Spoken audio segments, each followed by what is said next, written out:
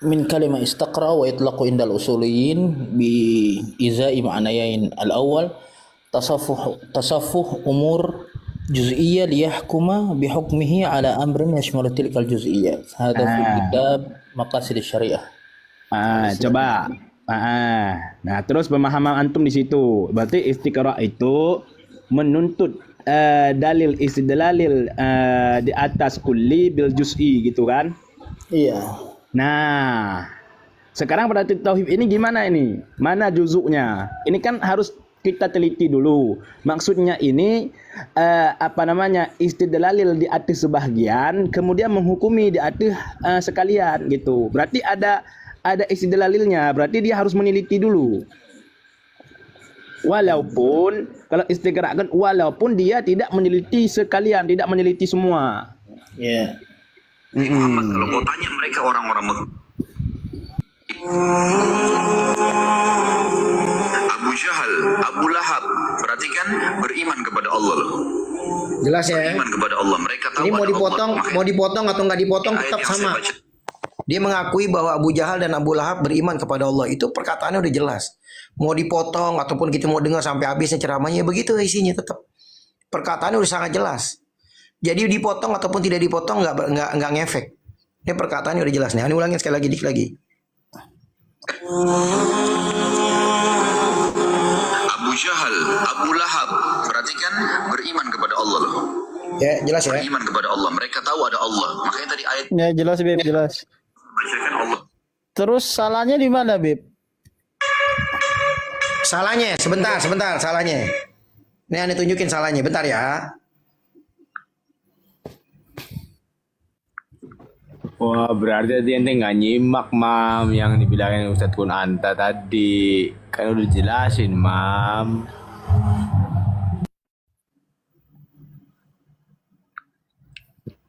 Ini Mam, salahnya Mam.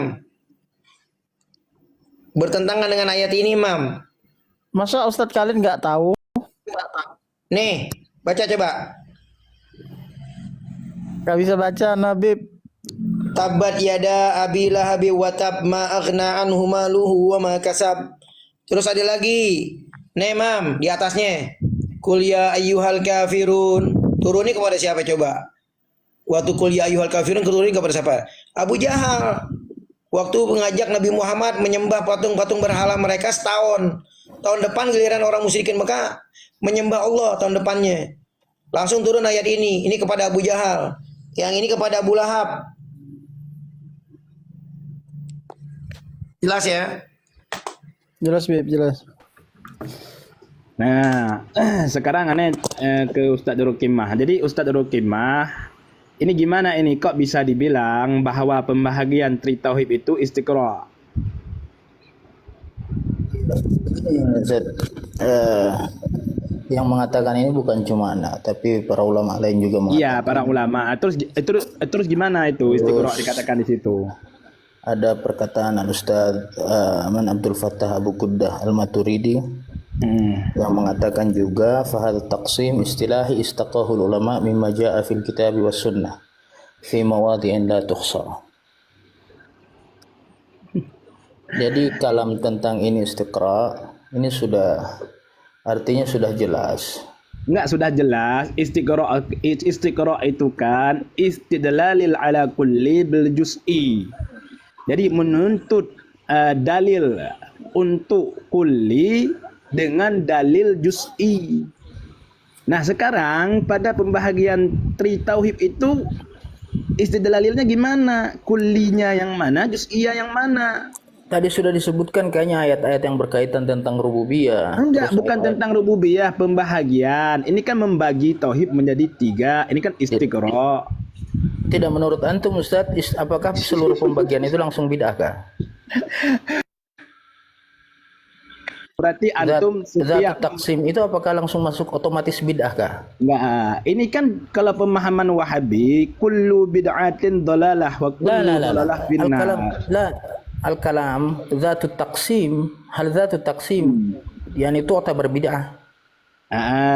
Kalau di kami itu tidak bid'ah. Ya Kalau di khair, kami itu khalas. tidak bid'ah. Gini. Ya khair khalas.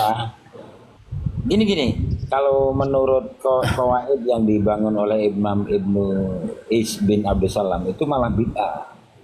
Bid'ah. Lah sekarang bid'ah ini mau diletakkan di mana? Jadi Wajib istiqra itu jadi haram. menurut antum taksim Bid'ah. Iya, bid'ah. bid'ah. Istiqra ijtihad itu bid'ah. Masya Allah. Ya khair. Iya, makanya aneh nanya istiqoroh itu pada tauhid itu gimana, Mam?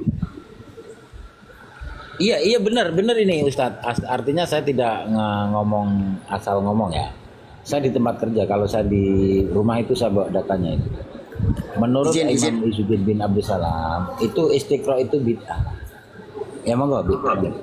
Nggak gini, Ustaz. Gini, Izin bicara. Sebentar Ustaz Gunanta, izin bicara. Oh, iya. Izin bicara bentar. Ustaz Darul Kimah tadi kan anu dijelasin bahwa ketika tauhid dibagi menjadi 3, ane belum bicara pembagian itu bid'ah atau tidak ya. Kita masuk kepada materinya. Ketika dibilang rububiyah adalah mengesahkan Allah dalam memiliki alam semesta. Ternyata kalimat Rabbun yang akhirnya menjadi rububiyah itu tidak cuma hanya memiliki alam semesta dan juga penciptaannya, tapi juga Rabbun juga digunakan di dalam ayat Al-Quran untuk a'malul ibad, yaitu perbuatan hamba kepada Tuhannya, yaitu menyembah, mengesahkan Allah, itu menggunakan kalimat Rabbun atau rububiyah yang akhirnya nanti jadi rububiyah. Artinya kita uji materinya di sini ketika mereka mendefinisikan rububiyah adalah khusus untuk af'alul Allah dalam mentadbir, memberikan rezeki dan segala sesuatunya itu menggunakan kalimat Rabbun atau rububiyah, itu kurang tepat. Karena di kalimat lain Allah menggunakan Rabbun yang akhirnya Anda katakan rububiyah itu dalam hal af'alul ibad, disuruh untuk menyembah Allah. Dan bahkan di dalam ayat Al-Kursi, hal pentadbiran alam semesta dan memilikinya, di sini Allah tidak menggunakan kalimat Rabbun yang akhirnya menjadi rububiyah, tapi Allah menggunakan ilahun yang akhirnya menjadi uluhiyah. Contohnya ayat Kursi bacanya Bismillahirrahmanirrahim, Allahu la ilaha, bukan Allahu la Rabbun illa Allahu la Rabbun illa huwal hayyul qayyum, enggak. La ta'khudhuhu sinatu wala naum, lahu ma fis samawati wa ma fil ard. Miliknya lah apa-apa yang di langit dan di bumi. Ini Allah tidak gunakan Rabbun. Kalau memang definisi kategori ya pembagian rububiyah dan itu ala definisinya untuk bahwa Allah yang mentadbir alam semesta dan memilikinya harus pakai Rabbun yang menjadi rububiyah. Di sini di dalam ayat Al-Kursi Allah tidak menggunakan Rabbun, Allah gunakan ilahun dalam mentadbir dan memiliki alam semesta. Allahu la ilaha, Allah lah yang tiada ilah. Ha illa huwal hayyul qayyum. Dialah yang mentadbir alam semesta, yang menghidupkan dan yang mentadbir. Al-hayyu menghidupkan, al-qayyum yang menjalin segala urusan. La ta'khudhuhu sinatu wala naum, yang dia tidak dikuasai oleh ngantuk ataupun tidur. Lahu ma fis samawati wa ma fil ard. Kepemilikannya lah bagi dia, atau milik dia lah apa-apa yang di langit dan di bumi. Di sini Allah pakai kalimat ilahun. Artinya uji materi terhadap rububiyah yang diambil dari kalimat Rabbun, kata Pasir Kepu tadi, itu tidak tepat. Untuk alam semesta dan pemilik alam semesta itu adalah Rabbun. Di sini Allah menggunakan kalimat Rabbun. Di dalam ayat Kursi Allah menggunakan ilahun. Artinya rububiyah di sini tidak tepat kalau hanya pakai Rabbun atau rububiyah untuk pentadbir alam semesta. Tapi di sini Allah di dalam ayat Kursi menggunakan ilahun. Nah, ini udah satu kejanggalan atau satu bertentangan dengan ayat Al-Kursi.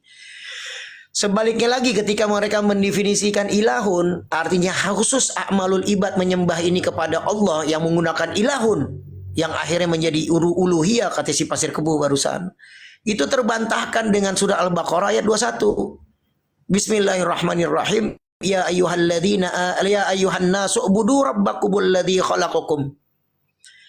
Wahai manusia, seluruh manusia, sembahlah bukan ilahakum tapi rabbakumul ladzi khalaqakum, yaitu sembahlah Tuhan kalian. Di sini pakai Rabbun, artinya pakai rububiyah. Artinya af'alul ibad dalam menyembah Allah di sini tidak sesuai dengan kategori yang digembar-gemborkan oleh Wahabi, yaitu uluhiyah, mengesahkan Allah dalam segi af'alul ibad menyembah Allah. Pakai kalimat ilahun dan uluhiyah dalilnya. Pakai kalimat ilahun yang menjadi uluhiyah dalilnya. Di sini dalam surah Al-Baqarah 21 ayat 21 Allah menyuruh orang beribadah kepadanya atau definisi rububiyah. Allah memiliki alam semesta pakai Rabbun yang akhirnya menjadi rububiyah. Jangan juga udah salah. Terbantah oleh ayat kursi yang memakai ilahun. Nah, di sini uji materinya aja pembagian memisah-misahkan rububiyah dan uluhiyah serta mengkategorikannya, mendefinisikannya rububiyah dari Rabbun dan hanya untuk Allah yang mentadbir alam semesta. Ini salah, terbantah dengan ayat kursi. Yang satu lagi ilahun, afalul ibad, menyembah Allah, mengesahkan Allah, memakai kalimat ilahun yang akhirnya menjadi uluhiyah definisinya. Nah, ini terbantahkan dengan surah Al-Baqarah ayat 21. Allah memerintahkan untuk menyembah, mengesahkan dalam menyembah hanya kepadanya memakai kalimat Rabbun, bukan memakai uluhiyah atau ilahun. Ini udah bertentangan, dalam pembagiannya bertentangan, dalam definisinya pun salah. Ditentang dengan berbagai ayat Al-Quran atau bertentangan dengan berbagai ayat Al-Quran. Banyak lagi kalau Anda mau sampaikan. Belum lagi kita bicara tentang asma sifat. Mereka memaknai asma sifat ayat-ayat mutasyabihat dengan tekstual ayat. Ini pun bertentangan dengan surah Ali Imran ayat ke-7 kan, yang sudah tahu Darul Qimah.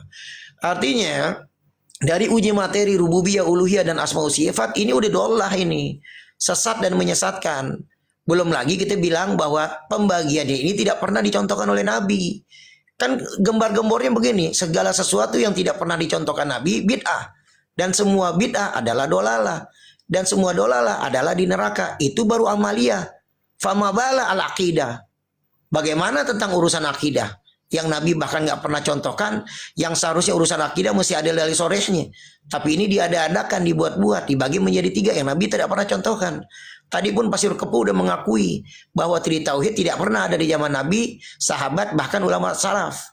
Nah, seperti ini bisa dikategorikan bid'ah, apalagi dalam keadaan ada dalam perkara akidah. Ini bid'ah dolalah ini. Semua yang tidak pernah dicontohkan oleh Nabi bid'ah dolalah, gembar-gembornya mereka. Nah, kenapa sekarang mereka standar ganda? Seperti itu Ustaz Pasir Kepu. Apa ya Ustaz Darul Qimah? Izin Bib ya. Ustaz Darul Qimah bentar. Habib di Abata, Ustaz Darul Qimah, Ustaz Bahrul, Bang Imam. Aneh pamit dulu ya. Oh siap. Assalamualaikum. Waalaikumsalam. Waalaikumsalam. Syukron Ustaz. Bib izin Bib ya. Izin. Silakan Ustaz. Ya Bib, adapun yang tadi dalilnya ya ayuhan nasu ubudu rabbakum. Tadi kan udah disampaikan oleh Bib tadi bahwa ar-rububiyah itu adalah ifradullah ta'ala bi af'alillah, bi af'alihi. Artinya mengesahkan Allah dalam perbuatan-perbuatan Allah, yaitu min babil khalq, terus tadbir dan lain-lain. Adapun dalam ayat ya ayuhan nasu ubudu rabbakum, ini kenapa di situ tidak menggunakan ilah? Karena Rabb setelahnya itu kan datang sifatnya itu ya. Rabbakumul ladzi khalaqakum. Jadi penggunaan kata ilah di situ tidak cocok. Tapi kan Ustadz Darul, lebih tepatnya di sini perintahnya apa? Perintahnya ini menyembah. Katanya mengesahkan Allah dalam penyembahan itu harus pakai ilahun atau uluhiyah. Iya. Kalau antum nggak puas dengan ayat ini, Anda bisa tampilkan ayat yang lain. Tidak begini, Beb. Sehingga itu ini kalau dalam pembahasan para ulama ini jadi hujjiyatu 'alal musyrikin. Ini jadi ihtijaj bagi mereka. Sehingga itu kalau dikatakan mana yang disampaikan oleh Ibn Taimiyah, ar-rububiyah tastalzim al-uluhiyah. Itu kan kaidah yang dibawakan bahwa rububiyah itu yang mengaku dengan rububiyah maka dia wajib untuk diibadahi. Sehingga ini salah satu ayat untuk ihtijaj 'alal musyrikin. Wahai manusia, sembahlah yang menciptakan kalian, dan itu adalah salah satu istidlal mereka kenapa mereka mengatakan. Sehingga taksim ini pembagian ini bukan pembagian yang terpisah-pisah, tidak ada hubungan antara satu dan yang lainnya, tidak. Kalau dikatakan itu mereka mengatakan ar-rububiyah tastalzim al-uluhiyah. Jadi rububiyah itu akan mewajibkan al-uluhiyah.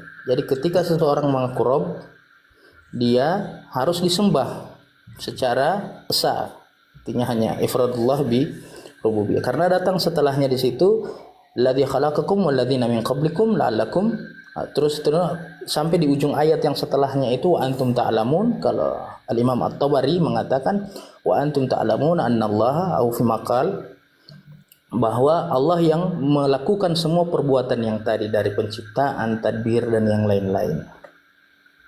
Oke, Sehingga itu penggunaan kalau ayat kursi kalau ayat bagaimana? kursi tadi itu kan kalimat tauhid ya. La ilaha illahu. Ana sempat baca juga. Kan disebutkan di sini ilahu Iya, iya. al-hayyul qayyum. Iya, artinya di situ juga Perbuatan Allah harusnya pakai robun dong kalau perbuatan Allah.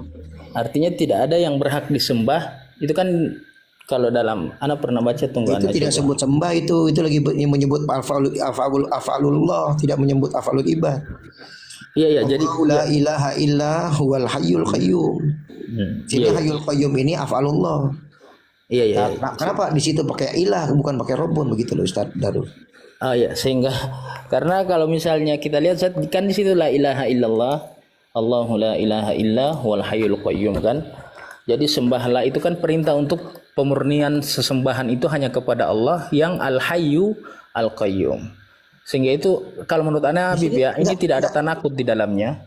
Ini sebentar Ustaz Darul Kima. Antum hujahnya ini garis merahnya di mana ilahnya? Ilatnya itu adalah Dilalahnya kemana? Yang itu bilang itu penyembahan. Ini lagi bicara tentang afalul Allah. tidak kalimatul ilah itu kan Bib, al-ilah itu al-ma'bud. Kalau dalam Enggak, bahasa itu kan Arab. definisi kamu itu, Ya. definisinya orang-orang mereka. Kalau kita nih definisi aswaja, ilah dengan robun itu sama, nggak bisa dipisahkan. Oh siap. Soalnya kalau Nggak bisa menurut dipisahkan kalau kita. Nah ini kan dipisah-pisahkan oleh mereka ini bahwa ilahun ini adalah mengesahkan Allah dalam penyembahan. Dan di ayat kursi ini nggak bicara tentang penyembahan, bicara tentang afalullah. Allahu la ilaha illa huwa al-hayyul qayyum, dijelasin di situ afalullahnya.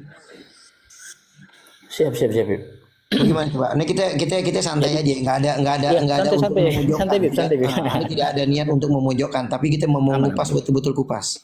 Aman, Bib. Jadi kalau menurut ana juga pernah dengar bahwa menurut teman-teman dari Aswaja bahwa kalimatul Rabb dengan kalimatul ilah itu tidak ada bedanya. Artinya sama-sama saja al-ilah war Rabb. Tapi kalau bagi kami Bib itu ada perbedaan karena kalau ana juga pernah belajar bahwa at-taraduf itu tidak taraduf utam, artinya tidak mutlak kesamaannya, pasti ada perbedaan antara Rabb dan ilah. Baik, sekarang begini Ustaz Darul Kima. Nggih. Surat Ali Imran ayat 51. Yang mana itu? Bentar. Bunyinya Bismillahirrahmanirrahim. Innallaha rabbi wa rabbukum fa'buduhu hadza siratum mustaqim. Ini enggak ada ilahun.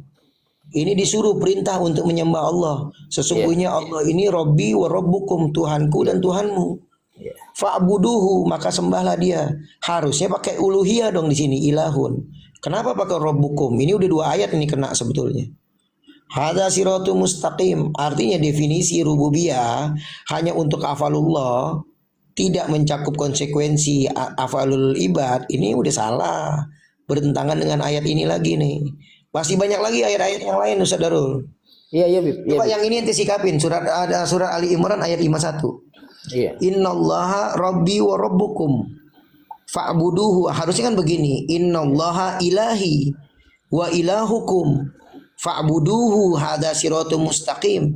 Kalau kita mau mengikat daripada daripada konsep atau definisi uluhiyah seperti apa yang dikatakan oleh para Wahabi. Nah, harusnya begini dong. Innallaha ilahi wa ilahukum fa'buduhu hadza siratum mustaqim. Lalu kenapa di sini innallaha rabbi wa rabbukum pakai rububiyah? Berarti konsep tauhid di sini udah bertentangan dengan ayat ini sekali lagi. Iya, bentar. Izin Bib. Iya. Kenapa itulah kaidah tadi yang ana bawakan Bib. Ar-rububiyah tastalzim al-uluhiyah. Itulah yang dimaksud. Sehingga itu ihtijaj bagi mereka itu keluar. Ada hujah bagi mereka. Ustaz Darul, kalau al-rububiyah tastalzim uluhiyah, harusnya nggak ada tuh yang namanya tauhid dipisah-pisahkan antara rububiyah dan uluhiyah. Karena udah pakai kaidah ar-rububiyah taltazim uluhiyah. Sekarang kalau udah pakai akidah itu, kaidah itu, kenapa pakai dipisah-pisahkan antara rububiyah dan uluhiyah? Kalau orang percaya pada rububiyah taltazim uluhiyah, dia harus mencakup uluhiyah juga. Kenapa kalau udah percaya kaidah itu, kenapa ada pemisahan antara rububiyah dan uluhiyah? Apakah tujuannya ingin mengkafirkan umat-umat Islam yang bertawasul dan mengklaim berakidah orang-orang musyrikin Mekah? Apakah tujuannya untuk seperti itu, dipisah-pisahkan rububiyah dan uluhiyah sehingga dia bisa mengkafirkan, mengklaim kafir orang-orang yang bertawasul dinutakan pembagian tauhid ini?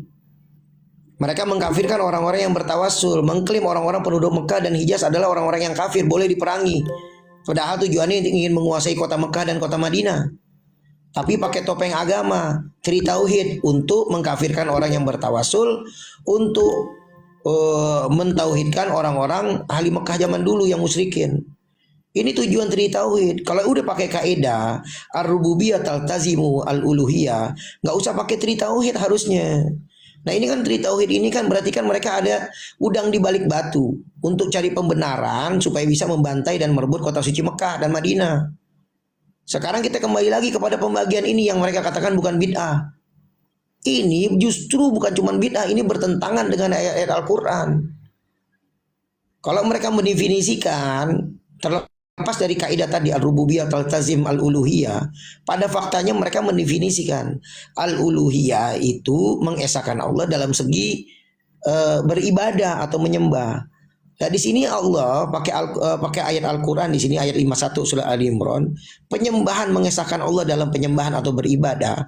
Allah nggak pakai uluhiyah, Allah pakai rububiyah di sini. Berarti konsep tri tauhid ini udah salah. Di uluhiyahnya aja udah salah, bertentangan dengan surah Ali Imran ayat 51. Kalau tadi kaidah tadi kan cuma buat ngeles doangan. Padahal kalau kita godok matang-matang betul-betul, ini kaidah nggak bisa dipakai dalam orang-orang yang berkeyakinan rububiyah dan uluhiyah dipisah. Dipisah kok, pada kenyataannya dipisah. Rububiyah begini, uluhiyah begini. Orang kafir Mekah itu masih bertauhid rububiyah, walaupun uluhiyahnya nggak bisa. Itu kan namanya udah dipisah. Kalau udah bicara begitu namanya udah dipisah. Rububiyah dan uluhiyah dipisah. Ngapain pakai kaidah-kaidah al-uluhiyah, al-rububiyah, al-tazim, al-uluhiyah? Ini kan cuma ngeles-ngeles aja ini, Ustaz Darul. Artinya begini, Bib. Kalau itu taltazim ya, harusnya Abu Jahal itu ya sudah beriman dengan rububiyah sekali. Kan gitu ya. Dengan uluhiyah sekali. Dengan uluhiyah sekali. Kalau taltazim ya, kalau saling melazimi ya. Artinya kalau seandainya orang yang beriman rububiyah itu mencakup, dia otomatis beriman uluhiyah. Berarti kalau dikatakan Abu Jahal itu beriman rububiyah, dia mencakup udah uluhiyah dong, berarti beriman dong. Satu, itu udah bertentangan dengan fakta ya. Yang kedua, kalau yang dimaksud dengan ar-rububiyah taltazim al-uluhiyah, kalau udah beriman ar-rububiyah, maka dia harus beriman menyembah Allah. Tapi Abu Jahal enggak, begitu seandainya. Nah, berarti kan ini seolah-olah tidak memisahkan antara rububiyah dan uluhiyah. Tapi pada faktanya melahirkan konsep bahwa Abu Jahal dan Abu Lahab mereka beriman. Tadi Khalid Basalamah ada rekamannya. Iya, itu makanya Wandi gini. Karena mereka meyakini bahwa Allah itu ada, Allah itu pencipta. Ini berarti bisa-bisa. Kalau mereka menolak uluhiyah, tapi mereka sudah beriman dengan rububiyah. Kalau taltazim itu kan otomatis. Orang yang mengimani rububiyah, kalau otomatisnya ya sekali uluhiyah. Itu kalau taltazim ya. Itu kalau taltazim, tapi kalau bahasanya begini, ar-rububiyah tulzimuhu al-uluhiyah. Orang yang bertauhid rububiyah, maka dia harus juga mengimani tauhid uluhiyah. Itu baru kalimatnya yulzimuhu al-uluhiyah, itu baru begitu. Tapi kalau yang kalimatnya al-rububiyah taltazim al-uluhiyah, itu seperti yang Yai Abata katakan, siapa yang beriman rububiyah otomatis uluhiyah. Tapi kalau yang Ustaz Darul maksudkan, siapa yang beriman rububiyah, maka dia juga harus beriman uluhiyah, dia harus menyembah. Abu Jahal ini fail dalam menyembah uluhiyah. Nah, itu kalimatnya kaidahnya harus begini. Ar-rububiyah yulzimuhu al-uluhiyah. Bukan taltazim. Begini Beb, yang Anda sampaikan tadi bukan yaltazim, tapi yastalzim. Anda tidak, yang dimaksud tadi itu bahwa ar-rububiyah tastalzim al-uluhiyah. Artinya secara bahasa Indonesia artinya gimana coba? Artinya Barang siapa yang mengaku rububiyah, bahwa menetapkan rububiyah kepada Allah Subhanahu wa taala, maka wajib baginya untuk menyembah Allah dengan esa. Itu maksudnya dalam Ustaz Darul Afwan. Istilzam itu letterlek secara bahasa, bukan kalau wajib itu kurang tepat Ustaz. Istilzam ada huruf is alif sama sa itu sama ta. Harusnya lebih tepatnya lagi tuh biar kagak bias. Kalimatnya yulzimuhu gitu loh. Iya, kalau istilzam itu sama dengan isti'anah, meminta pertolongan, berarti dimintakan untuk mewajibkan. Malah rancu nanti.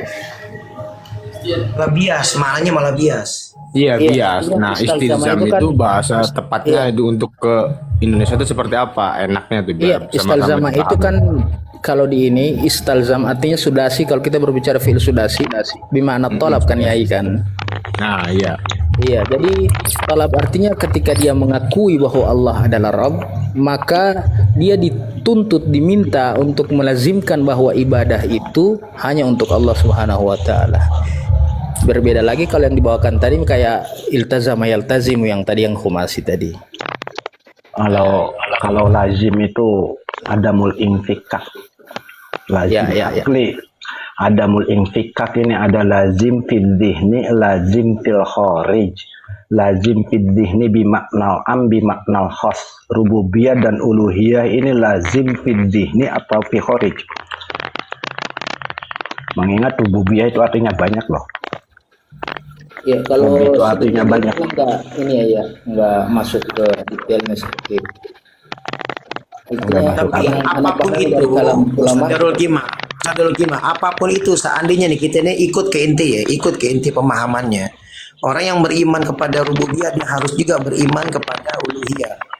Lalu itu kan seolah-olah kan satu kesatuan. Kenapa dipisah? Ada rububiyah, ada uluhiyah, bahkan melahirkan pengertian Abu Jahal dan Abu Lahab. Perhatikan, mereka beriman kepada Allah. Ini kan hasil daripada pembagian tauhid, akhirnya menghasilkan pengertian apa yang diucapkan oleh Khalid Basalamah.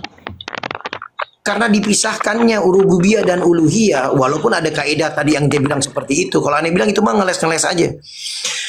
Ini fakta di lapangan, orang-orang yang membagian rububiyah dan uluhiyah itu mereka memisahkan. Enggak harus yaltazimu atau taltazimu al-uluhiyah. Ini buktinya di lapangan, orang-orang yang membedakan, yang membagi tauhid menjadi 3, mereka memisahkan antara rububiyah dan uluhiyah sehingga menghasilkan ada pemahaman yang mengatakan bahwa Abu Jahal dan Abu Lahab beriman rububiyah kepada Allah.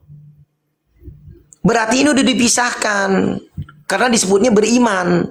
Kecuali kalau dibilang begini, Abu Jahal dan Abu Lahab, dia tidak beriman kepada Allah walaupun dia tahu Allah itu pencipta. Karena rububiyah itu mewajibkan seorang itu uluhiyah. Karena rububiyah mewajibkan orang itu uluhiyah, Abu Jahal walaupun dia mengakui Allah yang menciptakan, dia nggak disebut bertauhid rububiyah. Karena rububiyah mewajibkan orang itu harus uluhiyah, menyembah Allah. Ini nggak disebut beriman Abu Lahab dan Abu Jahal. Itu baru cengli. Nah, tadi kan ceramahnya Abu Jahal dan Abu Lahab, perhatikan, mereka beriman kepada Allah. Ini gara-gara dipisahkan rububiyah dan uluhiyah. Tiba-tiba keluar kaidah ar-rububiyah taltazim uluhiyah. Ini mah ngeles aja ini. Nih, Kalau gini Bib, Afwan. Sebenarnya kalau diksinya tadi yang antum sampaikan tuh Bib, hanya mengenal ya. Kita juga mengenal, akhirnya hanya sekedar tahu oh ada Yesus, ada Buddha, ada Siwa, ada Brahma, ya kita mengenal gitu loh. Kalau hanya diksinya mengenal atau tahu, ya cengli kata Habib tadi gitu. Tapi kalau sudah sampai bahas diksinya mengimani, ya itu yang kita permasalahkan gitu loh Ustaz Darul.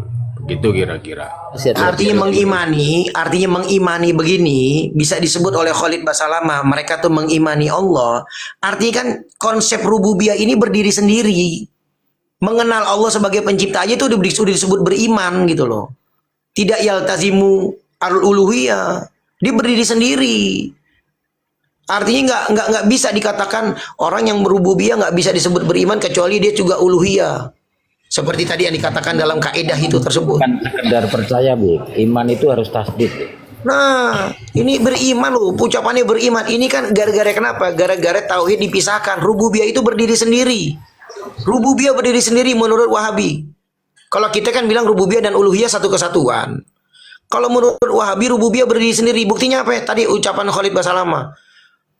Abu Lahab dan Abu Jahal, perhatikan, mereka beriman kepada Allah. Berarti kaidah yang tadi yang disebutkan oleh Ustadz Darul Qimah itu nggak bisa diterapkan, nggak bisa diterapkan, itu batal. Itu cuma alasan-alasan dari mereka saja, Ustadz Darul. Dari mereka tuh beralasan begitu. Cari orang bilang tuh cari cuci tangan biar nggak kesalahan. Sebetulnya dari pemahaman Khalid aja tadi kita udah bisa pahami seperti itu. Paham nggak maksudnya? Bib, maaf Bib. Izin Bib ya. Iya. Jadi yang kaidah tadi itu ana ambil dari kaulnya Syekh Al-Islam Ibn Taimiyah.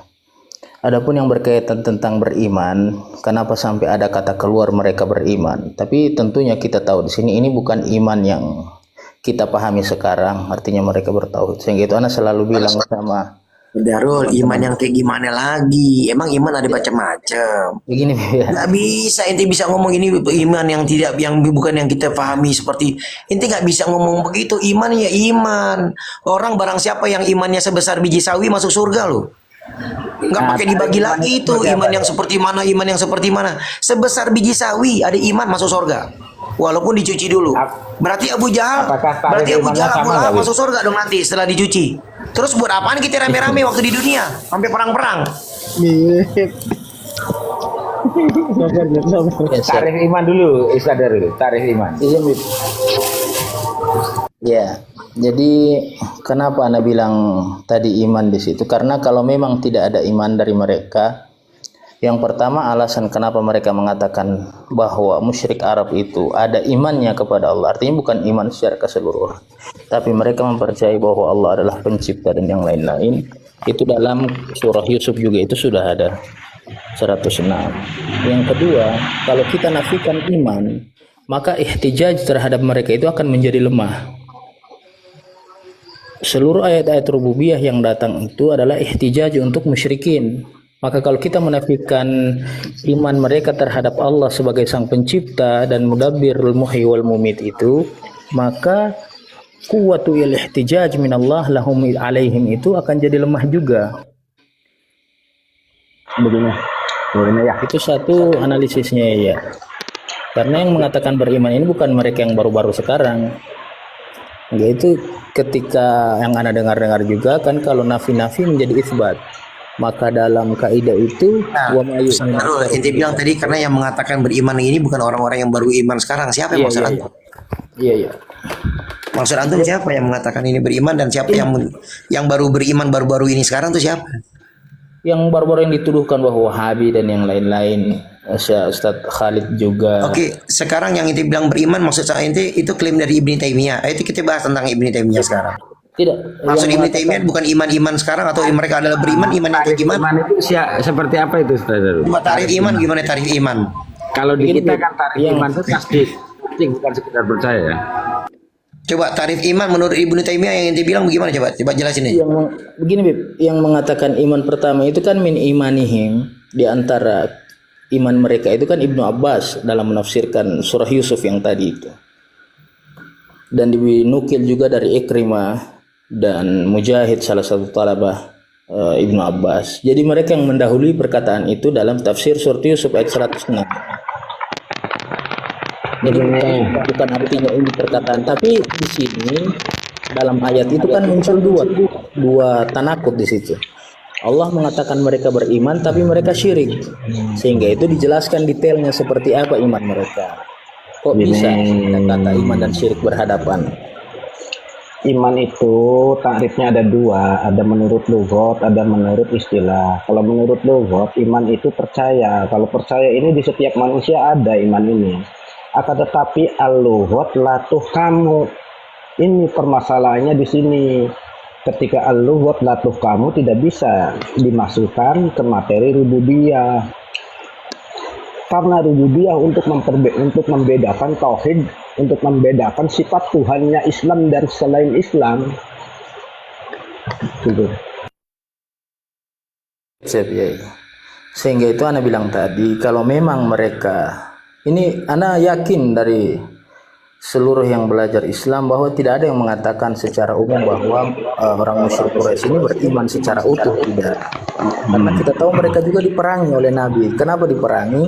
Karena mereka tidak mau menyembah Allah untuk esa itu secara esa, secara murni. Begini Ustaz, Itu kan tadi kan ar-rububiyah tastaljimul uluhiyah tadi seperti itu ya. Makanya sekarang kita berangkat dari iman. Menurut Ruhut, iman itu adalah percaya. Nah, ketika percaya itu adalah rububiyah. Ketika rububiyah itu adalah uluhiyah. Berarti orang kafir itu bertauhid, mengesahkan Tuhan dong. Tidak, bukan begitu penjelasannya. Ya nanti dulu, kalau bukan begitu dirubah dulu, tastaljimunya dirubah karena itu dilalah iltizamiyah loh. Dilalah iltizamiyah itu adamul intikak. Begini Ustaz, istilzama itu kalau dalam bahasa Indonesia apa Ustaz? Lazim, artinya adamul intikak itu. Iya, jadi artinya dalam bahasa Indonesia apa? Kalau aneh memahami otomatis, bahasa Indonesianya otomatis. Otomatis atau bukan identik. istilzama bukan otomatis tuh. Oh, Itu Istilzama bukan wazannya seperti otomatis. itu wazannya. Begini Bukan Bang, istilzama maaf, as-sudasi. Ustaz. Istilzama as-sudasi itu bukan artinya otomatis. Oke, yang diartikan bukan otomatis ini luhut atau istilah Bang? Coba kalau kita lihat rujuk saja ke kamus-kamus Arab Indo, istilzama oke. itu bukan otomatis. Oke, itu ketika tidak diartikan otomatis apa Bang itu? Menurut Coba saya luhut bukakan atau dulu menurut kamus yang sering digunakan Al-Ma'ani ya. Iya silakan. Siap.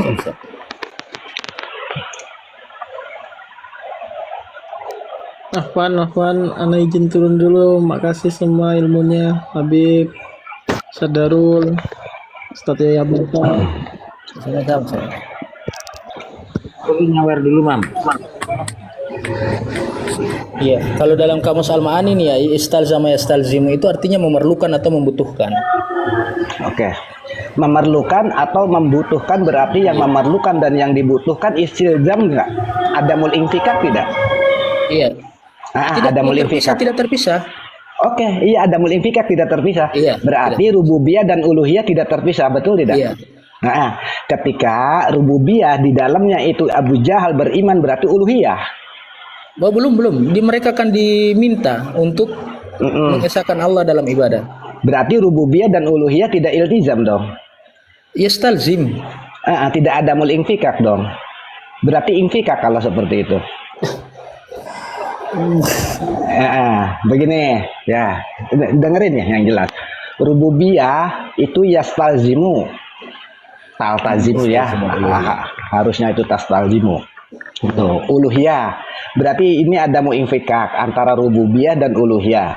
Ketika rububiyah jelaslah uluhiyah, ketika uluhiyah jelaslah rububiyah. Begitu ya. Dunal aks ya. Dunal aks. Dunal aksi. Iya, dunal aks. Berarti nisbat rububiyah sama uluhiyah umumun wa khususun bil itlaq begitu.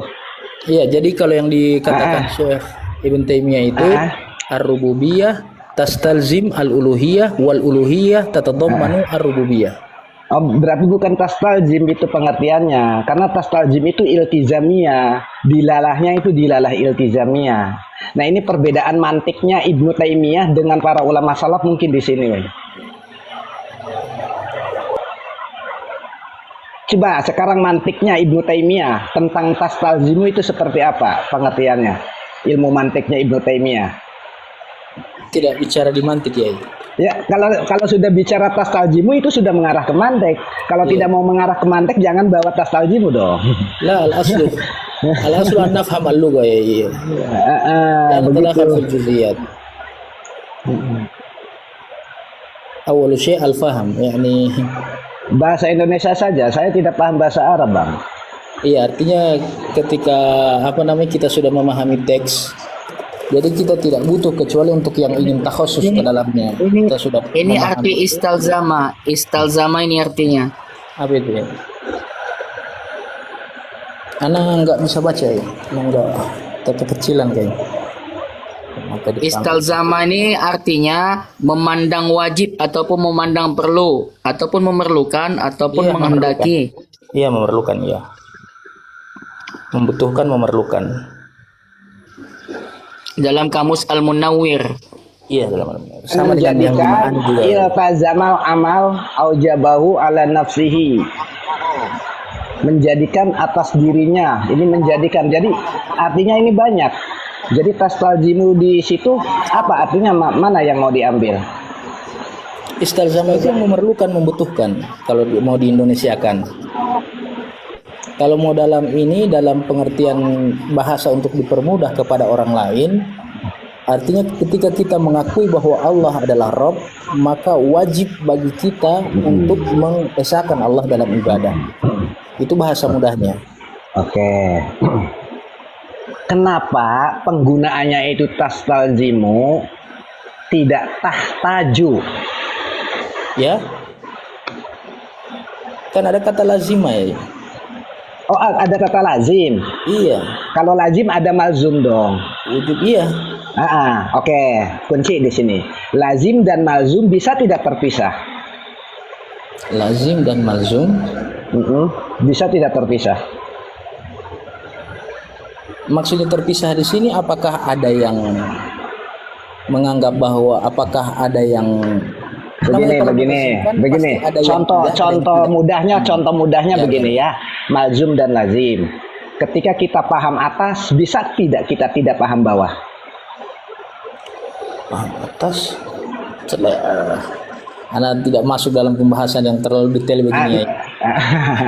Nah, ketika kita paham atas, secara otomatis malzum lazim, maka kita itu paham bawah. Tidak mungkin kita paham atas tanpa paham bawah. Itu artinya paham atas dan paham bawah itu malzum dan lazim. Berarti rububiyah dan uluhiyah ini malzum dan lazim. Betul tidak? Tidak bisa terpisah antara rububiyah dan uluhiyah. Oke, terus jadi lanjutannya? Lanjutannya ketika berrububiyah maka dia sudah uluhiyah. Oh, belum tentu ya. Contoh apa? Contoh ini. Belum tentu. Jadi contohnya gini, contoh api itu, api kan malzum, yang melazimkannya itu panas, itulah lazim, gitulah contoh dari mudah. Oh, itu begini contohnya ya. Begini ya, anak kasih contoh yang ringan aja. Apakah masuk ke kaidah yang antum katakan itu? Misalnya, saya meyakini bapak ibu saya adalah orang tua saya yang melahirkan saya. Satu. Oh, jangan bawa-bawa yakin. Yakin itu setelah ada logika, Bang. Iya, tunggu kan. Saya ini contohnya aja dulu ya. Yakin itu ketika kita sudah berlogika baru ada yakin. Itu Ustadz Darul Qimah itu nggak konkret dia. Artinya yang pas masalah malzum sama lazim tadi itu seperti api itu kan malzum, yang melazimkannya itu panas, itulah lazim, itu lebih pas lagi. Tapi kalau ke situ memang harus membutuhkan logika, apa kata Kiai namaku tadi. Lanjut. Iya Pak Rey, iya. Artinya ini kan kita mempermudah gitu. Kita bicara ini kan untuk mempermudah, untuk dipahami orang, bukan yang takhasus, yang punya takhasus dalam mantik ini. Artinya hadaddin liyufham kullin nas. Din agama ini agar dipahami oleh seluruh manusia. Kalau kita menjelaskan dengan cara seperti itu, agak sulit untuk memahami juga. Karena takhasus bukan di mantik. Nah, ini ya. Sehingga itu membawakan narasi tadi bahwa orang tua itu, kenapa Anda bilang orang tua? Karena kalau kita yakin bahwa bahwa si A adalah orang tua kita, maka kita wajib berbakti kepada dia. Itu kan logika yang dibawa itu kurang apa, kayak kurang tepat arahan tasawurnya. Contoh gini aja. Lebih baik gini dia. Contoh di mana ada api pasti di situ ada panas, kan gitu. Itu lebih enak lagi dia. Iya, panas kan sifatnya api. Panas kan sifatnya api. Itu sifatnya api. Satu lagi sifatnya pegawai. Seandainya nih sekarang nih Ustadz Darul Qimah pegawai di Kementerian Agama. Ya, cocok. Ini cocok. Ustadz Darul Qimah pegawai di Kementerian Agama. Seorang pegawai dituntut untuk bekerja di Kementerian Agama. Untuk sekarang kalau Ustadz Darul Qimahnya nggak bekerja, tiap hari cuma duduk di rumah doangan, bisa nggak disebut pegawai? Enggak. Berarti kan kata-katanya begini, pegawai itu ya otomatis harus bekerja di instansi yang terkait. Ya, artinya harus mematuhi. Ya, itu otomatis aturan. Bahasa simpelnya itu sebetulnya otomatis. Tapi ada juga kan yang ngeyel. Bahasa kamusnya ini begini, menuntut untuk memerlukan kepada itu. Itu kan bahasa kamus. Bahasa yang simpelnya itu otomatis. Pegawai itu otomatis bekerja. Kalau bukan bekerja, namanya pengangguran, nggak bisa disebut pegawai. Bib, maaf Bib, di sini hujan Bib, saya parkun dulu. Enggak kedengeran. Siap ya, siap. Artinya begini, bisa kita katakan otomatis. Kenapa? Walaupun ente menolak dalam hal ini, karena memang sifatnya itu memang harus begitu. Kalau nggak bisa sifatnya begitu, seperti tadi api otomatis panas. Kalau api ada api tapi nggak panas, ya bukan api namanya. Kalau pegawai tapi dia nganggur mulu di rumah, ya bukan pegawai namanya. Karena pegawai itu otomatis harus bekerja dengan instansi yang terkait. Saatnya bekerja di mana? Pegawai pemerintah, pegawai Kementerian Agama. Ya dia harus bekerja otomatis, harus bekerja di Kementerian Agama. Walaupun bahasa kamusnya dituntut atau memerlukan kepada seandainya. Ya itu Siap. artinya secara simpel otomatis. Iya, kalau Ana masuk ke logika Habib tadi cocok. Jadi Apa ya. Tadarul? Jadi begini, kalau di kami itu kan bahasanya begini ya. Panas, ya, api itu bersifat panas. Nah, panas itu kok imatun, lazimatun. Kan gitu ya. Berdiri melazimi akan sifatnya api panas itu.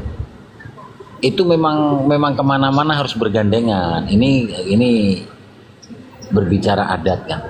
Makanya perbahasan ini harus jelimet, karena yang jelimet ini kan nanti akan disuguhkan kepada umat.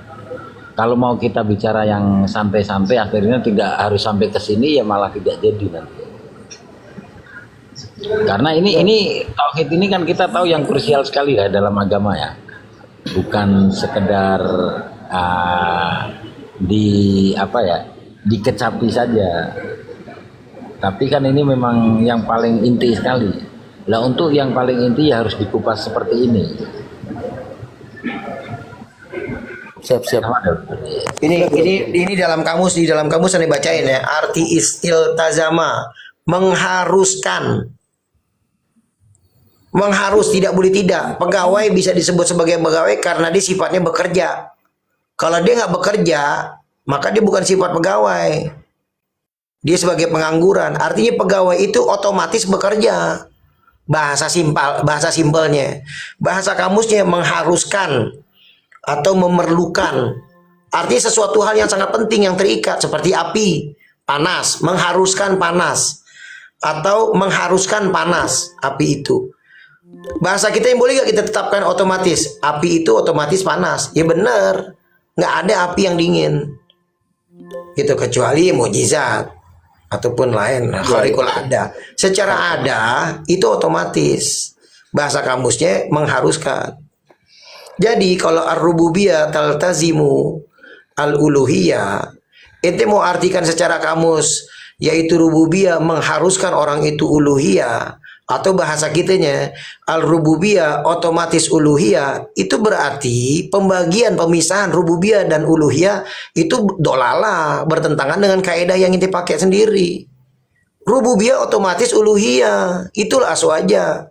Nah kalau sampai ada rububiyah tapi tidak uluhiyah, masih dibilang sebagai akidah ataupun tauhid, ya itu udah salah. Sampai mengatakan Abu Jahal dan Abu Lahab bertauhid rububiyah atau beriman rububiyah, ini udah salah. Adapun surat Yusuf tadi wama aktsaruhum gimana bahasanya? Auzubillahi minasyaitonirrajim. Bismillahirrahmanirrahim.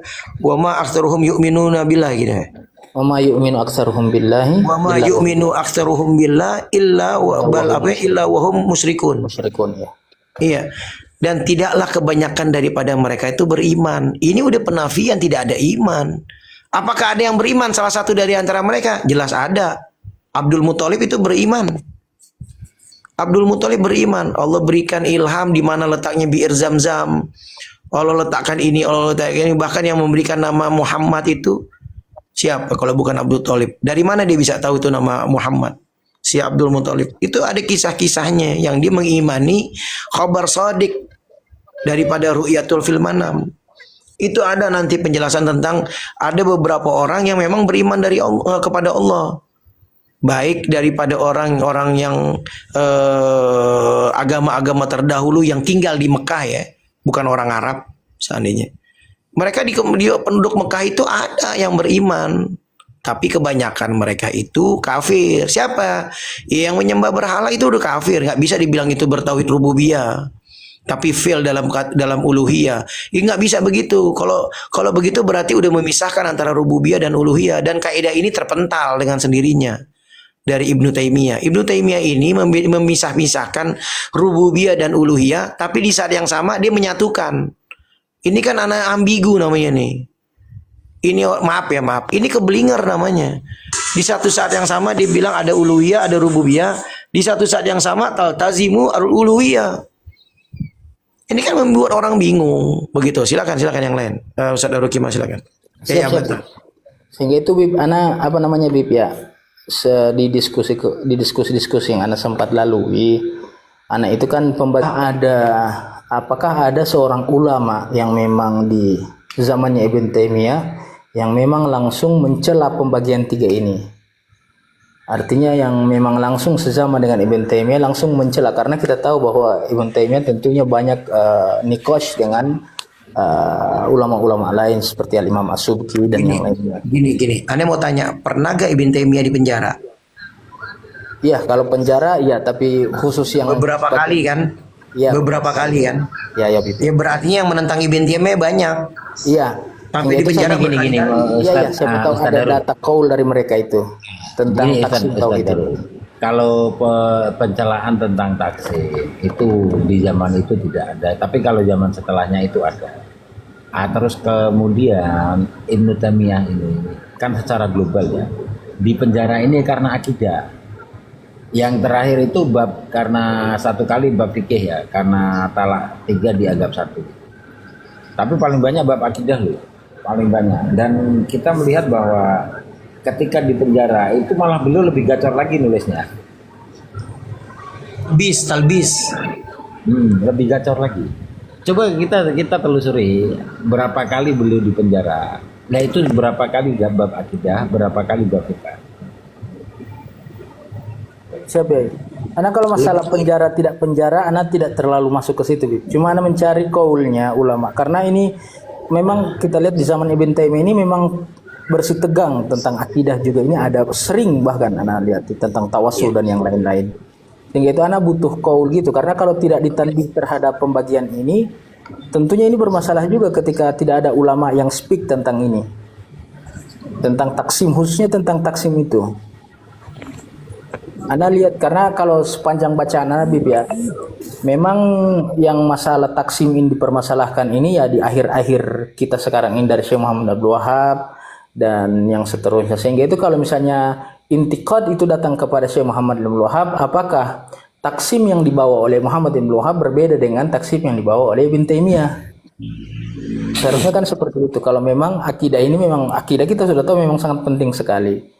Kalau memang itu ada ya mungkin itu yang Anda sering minta tapi belum ada jawabannya ya, Bib. Oke, Anda kasih tahu nggak? Mau nggak Anda tunjukin bahwa Ibn Taimiyah setelah dia mengaku bertobat, dia bahkan kembali lagi kepada perilaku dia sebelum tobat. Bahkan dia mengarang kitab yang lebih dahsyat lagi. Setelah dia bertobat, dia ngaku bertobat. Dan ini dinyatakan oleh Ibnul Qayyim bahwa Ibn Taimiyah itu udah bertobat. Ada kalau nggak salah tuh ada kesaksian dari Ibnul Qayyim Al-Jauziyah bahwa Ibn Taimiyah bertobat. Tapi setelah bertobat dia mengarang kitab yang lebih parah lagi. Tuh dari sini kan kita bisa paham, dari saksikan dari muridnya aja dikatakan dia udah bertobat. Berarti kan dia mengakui bahwa akidah-akidah yang pernah dia sampaikan ke orang-orang tuh salah dan dia bertobat, dia rujuk atau insaf. Terus akhirnya setelah itu dia mengarang kitab lagi yang lebih parah lagi daripada itu. Sehingga berkali-kali dia dipenjara. Nih aneh tampilkan ya sebentar makalatnya. Kan dulu lanjut yang lain. Ustaz Darul, kalau yang mencela tauhid 3 di zaman Ibnu Taimiyah ini kan ada tapi tidak banyak. Ini nanti pelan-pelan ya. Karena apa? Karena zaman itu belum dipopulerkan tauhid 3 ini.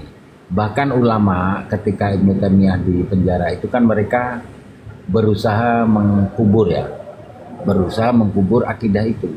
terus kemudian dimunculkan lagi oleh Imam Muhammad bin Abdul Wahab. Tapi Imam Taqiyuddin As-Subki ya 756 Hijriah.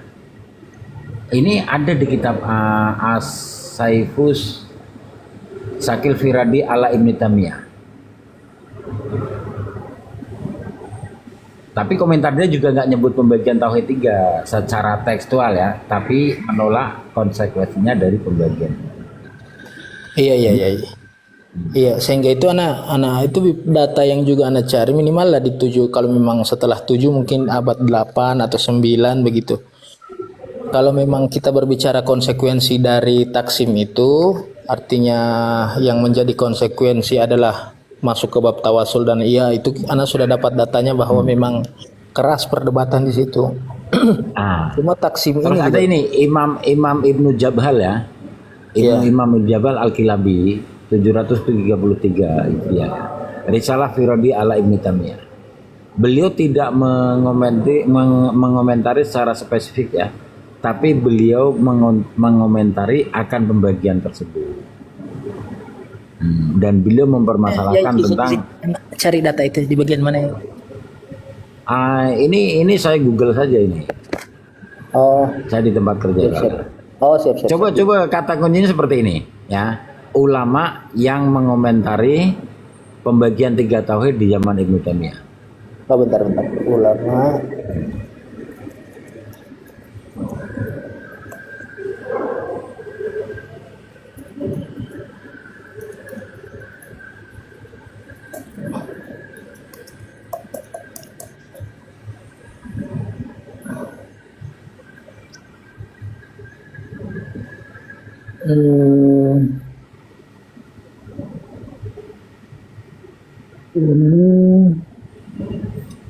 Terus kemudian kalau yang ke bawah itu kan ada ya nanti Ibnu Hajar Al-Haytami ya.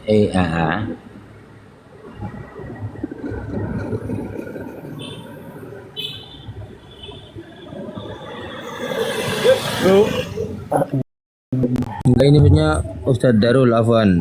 Antum nih apa istilahnya mau mencari makalah ulama yang sezaman begitu ya? Yang mengkritik tentang pembagian tauhid 3. Mentahjid. Tidak banyak tapi ada, dan itu pun yang dikritik bukan itu, cuman mereka hanya mengomentari tentang kenapa harus dibagi dan kenapa harus menghasilkan Abu Lahab dan Abu Jahal bertauhid. Akan tetapi ini kalau dulu-dulu sejarah itu memang mencatat ya. Ini saya tidak ambil di Google yang ini. Ulama itu setelah wafatnya Ibnu Taimiyah itu berusaha mengubur keras-keras akan pembagian tauhid, akan tauhid 3 ini. Kemudian muncul Syekh Muhammad bin Abdul Wahab, beliau mengambil dan menghidupkannya kembali. Ini sejarah ini sejarah.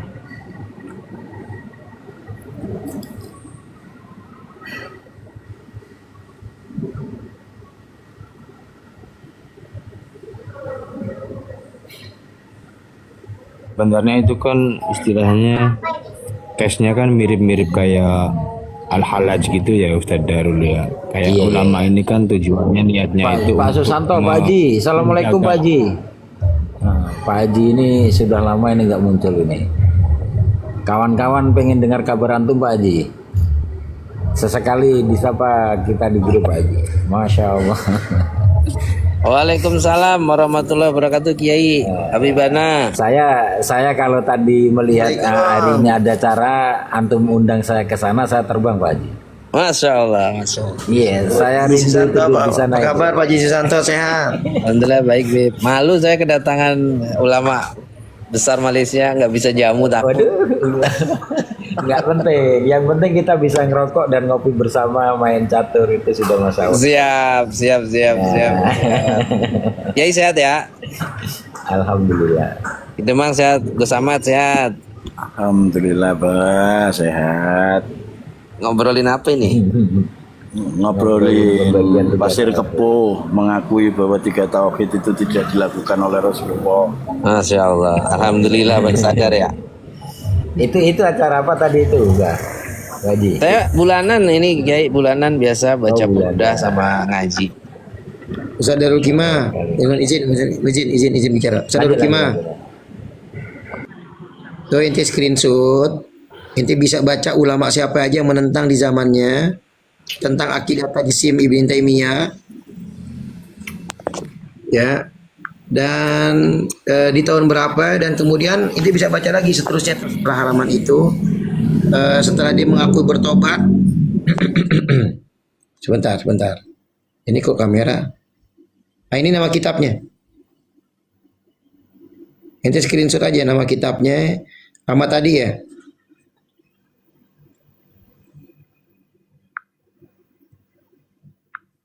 Kelihatan yang nas tadi itu. Yang nggak sempat screen cuma kitabnya. Coba inti screenshot. Itu ada nama ulama-ulamanya yang menentang dia di zamannya. Tentang pemahaman Mujassimah. 41 itu kan halaman 40. Dan kembalinya itu lebih gacor, Bib. Kembalinya itu lebih Iya, gacor. lebih gacor. Masuk lagi, keluar lebih gacor lagi. Nanti bisa lihat di situ. Ada pengakuan dari Ibnu Qayyim Al-Jauziyah juga mengatakan dia taubat apa semuanya. Terus habis itu dia berbuat lagi. Kalau kata orang Jawa, ndablek, Bib. Iya. Nah, apakah inti masih mau ambil? Sebentar, Saudara Kima, Tapi begini, apakah setelah inti baca nanti ya, setelah inti baca, apakah inti mau ambil juga pembagian tauhid ini menjadi 3? Belum lagi kita bahas tentang itu, kita baru bahas rububiyah uluhiyah ya. Belum lagi kita bahas lagi asmaul sifat yang mereka menjisimkan Allah, yang menyebabkan Ibn Taimiyah bertaubat terus balik lagi berkali-kali sampai 5 kali di penjara. Apakah setelah pembagian rububiyah dan uluhiyah terus dibilang ar-rububiyah taltazimu al-uluhiyah, ini kan bikin orang jadi ambigu. Apakah setelah lihat karakternya Ibn Taimiyah yang sampai 5 kali bolak-balik penjara, ngaku tobat terus buat lagi, ngaku tobat terus buat lagi, sampai diakui oleh Ibn Qayyim Al-Jauziyah tentang gurunya pernah bertobat, ya, apakah perkataan dia tentang akidah kita masih ambil? Ini baru kita bahas tentang rububiyah uluhiyah, belum lagi tentang asmaul sifat yang menyebabkan ulama-ulama di zamannya menentang dia dan sampai di penjara. Di satu sisi dibilang rububiyah dan uluhiyah, di satu sisi dibilang rububiyah dan uluhiyah terbagi, di sisi yang lain dia pakai kaidah ar-rububiyah ya taltazimu al-uluhiyah. Ini membuat ambigu, makanya nggak heran kalau aneh ngelihat Khalid Basalamah bilang Abu Jahal dan Abu Lahab, perhatikan mereka beriman kepada Allah. Dan di kitab Kaifa Nafhamu Tauhid karya Muhammad bin Ahmad ya, atau Ahmad bin Muhammad Basamil, itu dia mengatakan bahwa Abu Lahab dan Abu Jahal lebih bertauhid, bukan cuma beriman, lebih bertauhid, aktsara tauhidan wa akhlasa imanan bihi, yakni aktsara tauhidan lillah wa aktsara wa akhlasa imanan bihi minal muslimina alladzi yaquluna la ilaha illallah Muhammadur Rasulullah. Itu ada tertulis di dalam kitab Kaifa Nafhamu Tauhid karya Ahmad bin Muhammad Basamil. Artinya Anda terjemahkan buat yang di bawah yang nonton ya. Artinya di situ penulis tauhid rububiyahnya atau tauhidnya lebih tebal dan juga imannya lebih murni daripada orang-orang muslimin yang mengucapkan la ilaha illallah Muhammadur Rasulullah.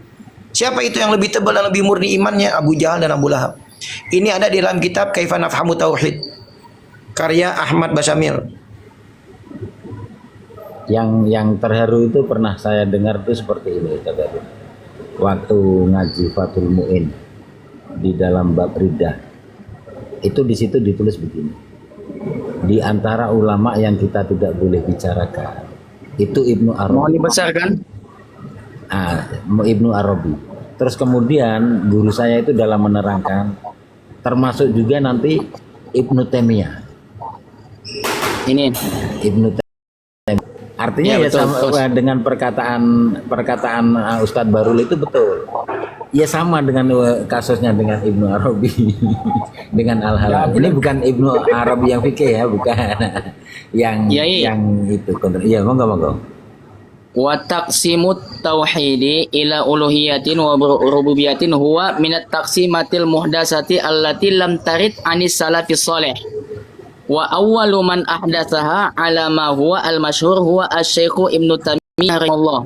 summa akhadhahu anhu man takallama bihi ba'da zalika wa hasilu qawlihi fi zalika anna rububiyyata ya tauhidu billahi bi af'al wa uluhiyya tauhidu billahi bi af'al ibadah wa annahuma ijtama'a iftaraqa wa idza iftaraqa ijtama'a. Nah, ini dia. Apa nama kitabnya itu, Ustaz?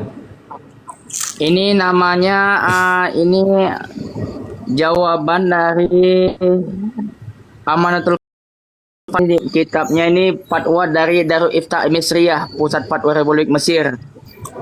Namanya Haulu Taqsimit Tauhid wa Hukmu Takfiril Muslim. Oh, 2007 ya. Satu lagi seperti yang Anda bilang tadi, ketika uluhiyah dimaknai bahwa itu adalah af'alul ibad kepada Allah, yaitu menyembah mengesahkan Allah. Ini bertentangan definisi ini dengan surat Ali Imran ayat 51. Innallaha rabbi wa rabbukum fa'buduhu.